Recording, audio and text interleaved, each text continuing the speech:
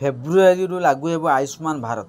Hello viewers नमस्कार, मु कैलाश स्वागत करुच्ची PK7894 यूट्यूब चैनल। प्रथम थर पर चैनल विजिट कर लाइक शेयर सब्सक्राइब करें, पाखर बेल आइकन दबे ऑल नोटिफिकेशन ऑन करेंगे जहाँफल नुआ नुआ वीडियो पाइपर।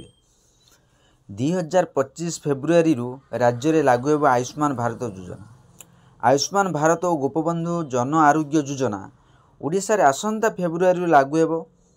समभाव राज्य स्वास्थ्य मंत्री मुकेश महालिंग यह सूचना देते। राज्य में 3.5 कोटी लोक स्वास्थ्य कार्ड मिले श्री महालिंग कहते। 1 कोटी परिवार प्राय 3 कोटी 50 लाख लोक स्वास्थ्य कार्ड मिल। यह सारा भारत वर्ष में पाखापाखि 27,000 हॉस्पिटल जोड़ित हेब। लोक कैशलेस चिकित्सा सुविधा पाइपर। 70 वर्ष बयस ऊर्ध्व लोक मध्य स्वास्थ्य बीमा सुविधा मिल। यह एक कॉमन कार्ड हेब। राज्य में निजस्व गोपबंधु जन आरोग्य योजना आयुष्मान भारत योजना हिताधिकारी को गोटे कार्ड प्रदान कर। उभय योजना अधीन राज्य 3.5 कोटी लोक उपकृत हेबे। यह द्वारा राज्यवासी को सामाजिक निरापत्ता मिल पार स्वास्थ्य मंत्री मुकेश महालिंग कहते।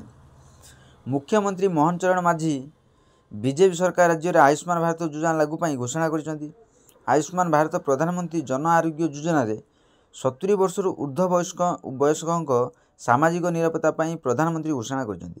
राज्यर 70 वर्ष ऊर्ध्व व्यक्ति को यह कार्ड स्वास्थ्य बीमा सुविधा जोगाई दिए बोली मंत्री महालिंग कहते।